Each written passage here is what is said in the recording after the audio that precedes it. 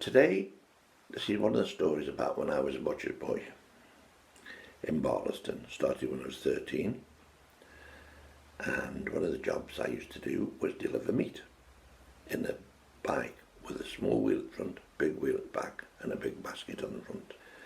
This in itself was just an ordeal because the basket was full of meat and it was just hard work peddling the thing. I started on a Friday morning and delivering meat to the bottom part of Barlaston. Did 2 or 3 runs, Pot Drive, Diamond Ridge, Mefford Road, finished up at a little cottage at the top of, I was going to say the top of the road, that's not quite true. One of a terrace of 3. And a lady who lived there was named Mrs. Marsden, and she had about 15 cats, which was a bit, I'm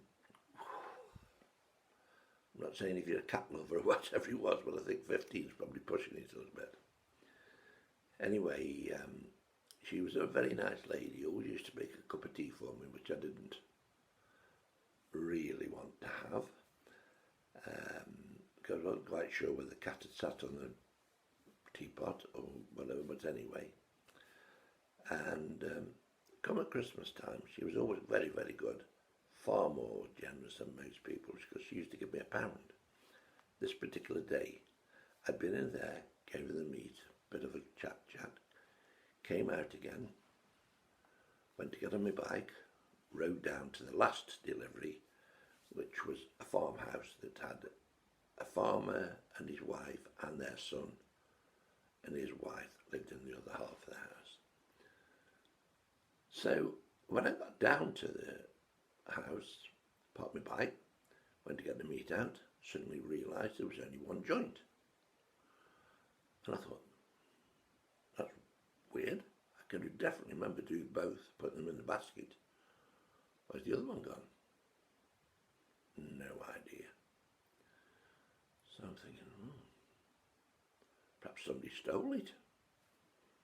Nothing like that had ever happened before, and I didn't see anybody around, but then again, you know, if you're in there for 10 minutes, you probably wouldn't see anybody around.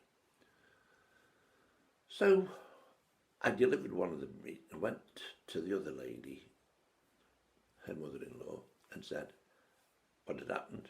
Meat had disappeared. I was going back to the shop to find out what to do. Got back to the shop, told the boss what had happened. He says the usual things. How long were you in Mrs. Marsden's? About 10 minutes. Thinking probably, well, that's a bit too long to be in there, but never mind, different thing. Did you see anybody about? No. Oh. Well, we did. He's got the ticket, a duplicate here and everything. Yeah, I know. So anyway, he rings the police. After 10 minutes or so, the policeman arrives. He's a big geezer named Ron Evans, and he must have been about 27 or 28 stone.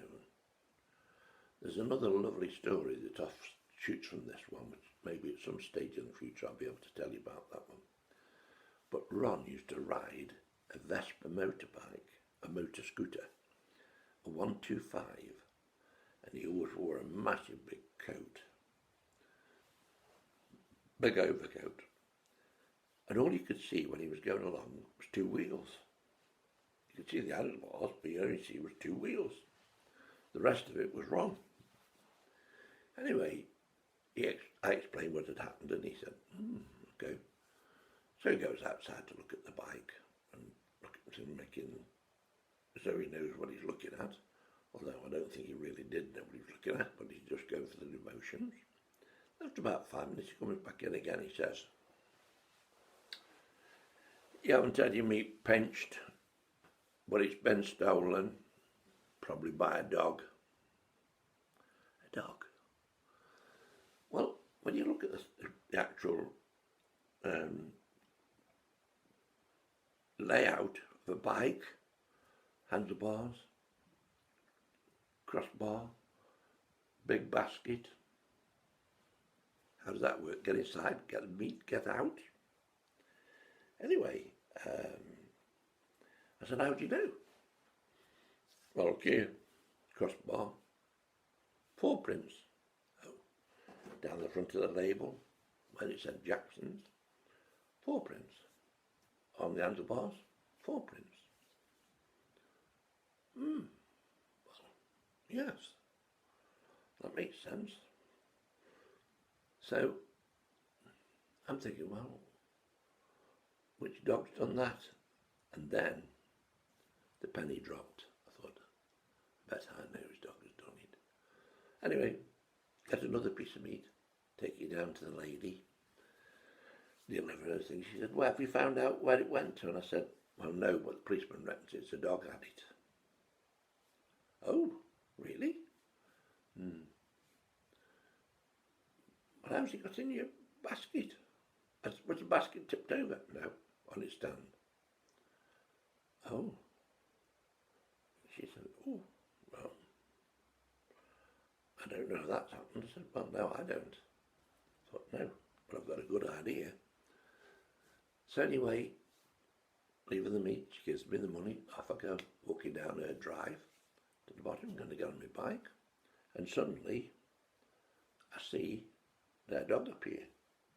Their dog was, I nicknamed him Rufus, because he was a big, shaggy, I don't know what breed he was. He was got grey, longish grey hair, quite tall, sounds a bit like me actually. And you'd have said he was something like a wolfhound or something like that, or a beef hound. Anyway, he looked at me and I looked at him. Now this dog used to wait for me outside Mrs. Marsden's house every week. At the same time, every week. This week, he wasn't there. And we used to race down to the house, which was about a quarter of a mile, and he'd go flat out down there and I was pedalling like the clappers. He always won. Got there, and the deal was, if you're the first one there, you win the bone, but he always won it, so give him the bone. Somewhere down the line, he'd figured out what was going on in that basket. And also, I think one of the things was, I was probably in that house a bit too long for his liking. Thought he'd help himself, maybe to get his own bone. But when he got in there, 3 pounds of topside. Ooh, ooh. All his birthdays had come at once. As I was going to get on my bike, I noticed on the floor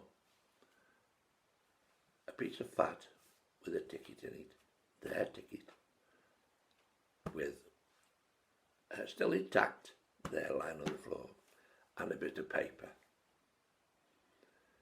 And he'd obviously got it in his mouth, run that back down there, same way as he would do with his bone, and ate it all.